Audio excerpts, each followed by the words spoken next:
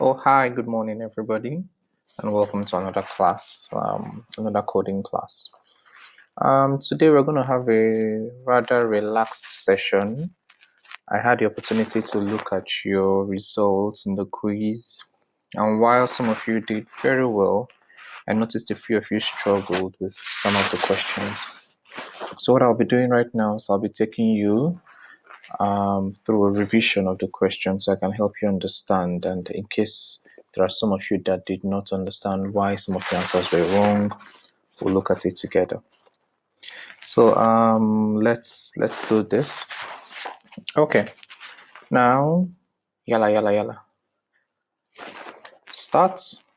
First question. Dash data types content is not set at creation and can be changed by a program directly. All right, let's look at this. Remember, I have given you 4 data types. We had string, we had tuples, we had lists, and we had dictionaries. Now, I told you that for your tuple and for your strings, you could not change the content by a program. And that once they are set automatically. That leaves us with lists and dictionary. So when we say this data types content is not set, it's either a list or a dictionary. If we flip, the answer is dictionary. Okay. This curly braces are used to represent, this is easy, they are used to represent dictionaries. Got it? What do you call the process of finding and fixing errors in a program? That's very simple. It's debugging. Okay. Square braces are used to represent what? Lists. You're correct. Which is the best choice to store the full names of members of the coding class in an application we use to keep track of who is still a member? Now, if you look at this is a tricky question.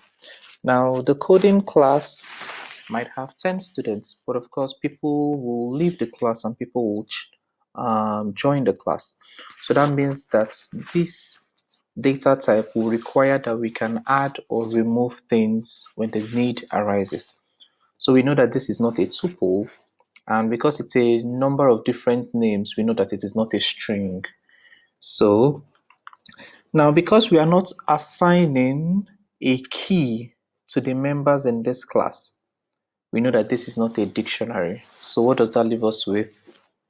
Lists. Good. Brackets are used to represent, or parentheses are used to represent tuples.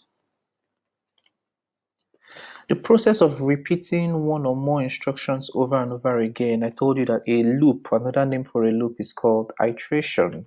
That's simple. Dash is used to iterate one or more instructions for an unknown number of times until it meets a condition. I told you we have 2 simple types of loop. We have the for loop and we have a while loop. We use the for loop when we have a definite number of times we want to iterate, and the while loop when we do not know exactly how long we want to iterate, but we know that it will only end when it meets a condition. So in this case, it's a while loop. Which is the best choice to store 7 strings consisting of the days of the week? And the days of the week are finite, they do not change. It's Monday through Sunday. So because they do not change, and because there are 7 strings, so we know the answer is not strings, it's not a dictionary, and it's not a list, because a list you can change. If you're creating this data type, you need to use something that will not change. And something that does not change is a tuple. Real easy. The process of making a decision and changing the program flow, if else, the word is selection. Which container type will you use to store the personal best times achieved by club swimmers in the 100-meter freestyle? Now see the trick. Mark,